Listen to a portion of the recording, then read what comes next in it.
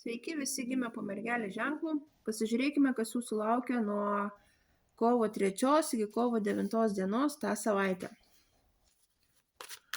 Kokios tos savaitės perspektyvos,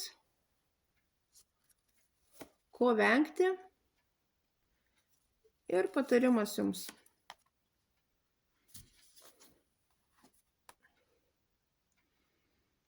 Ateinantį savaitę mergelėms bus labai palanki, ypač materialinė prasme. Užsiimsite savo žemiškais reikalais, savo namais, ieškosite būdų, kaip užsidirbti.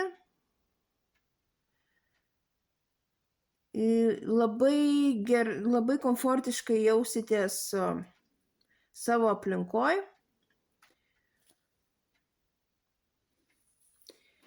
Galite susipažinti su moterimi,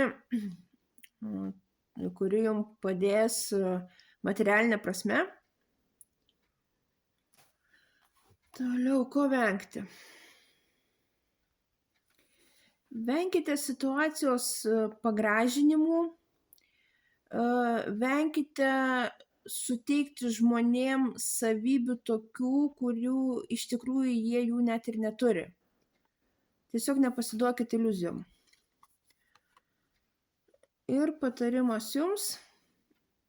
Šią savaitę ieškokite bendraminčių, kurie jums padės, eis su jumis. Galbūt pavyks sąjungą sukurti tiek darbinę, tiek draugystę.